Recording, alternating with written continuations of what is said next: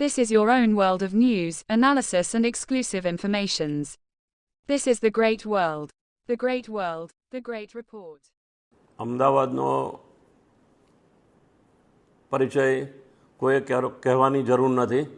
હું ઘણા વર્ષોથી અમદાવાદમાં હવે સેટલ થયો છું અને આ મારી કર્મભૂમિ મેં બનાવી દીધી છે. જન્મભૂમિ તો ખંભાલિયા હતી. એટલે મને યાદ છે જ્યારે હું અહીંયા આવ્યો થોડા વર્ષો પહેલાં ત્યારનું અમદાવાદ અને આજનું અમદાવાદ, જગન્નાથપુરી મંદિર હોય કે માણેક ચોકનો બજાર હોય કે પોળ હોય, આ બધામાં હું ફર્યો છું.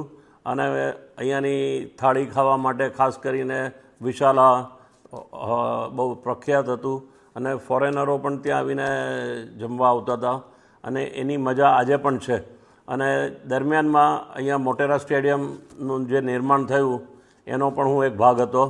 એવી જ રીતે ક્રિકેટનું જે ડેવલપમેન્ટ અહીંયા થયું, ફૂટબોલનું મેં ડેવલપમેન્ટ કર્યું, એ બધા સમયમાં મને એક એવો આનંદ છે કે આ જામનગરથી આવ્યા પછી આ મારી કર્મભૂમિ છે. અમદાવાદીઓને હું એટલું જ અપીલ કરીશ કે આ નગર એ આપણા સૌનું છે અને તમે અમદાવાદની બહાર ગમે ત્યાં જાઓ, પરંતુ આપણે યાદ રાખવાનું કે આ બધી પોળ, ગામો અને નાના નાના કસ્બા જે આપણે જોયા, કેટલું મોટું અમદાવાદ પહેલાં હતું અને આજે કેટલું મોટું છે.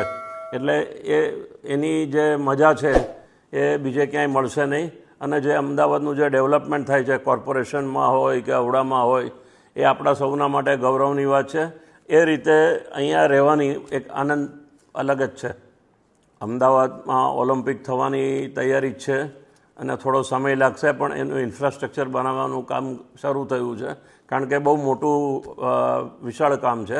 એટલે તાત્કાલિક તો કોઈને ખબર નહીં પડે, પરંતુ એના પાયા આવી ગયા છે અને લોકો ઓલિમ્પિક માટે અહીંયા આવશે અને ત્યારે આખું ગુજરાત જ નહીં, આખું વર્લ્ડ અમદાવાદને જોશે. આજના સ્થાપના દિવસે સર્વ અમદાવાદીઓને મારી શુભેચ્છા. આજે જ સબસ્ક્રાઇબ કરો અમારી ચેનલ ધ ગ્રેટ વર્લ્ડ અને વાંચતા રહો અમારી વેબસાઇટ thegreatworld.in.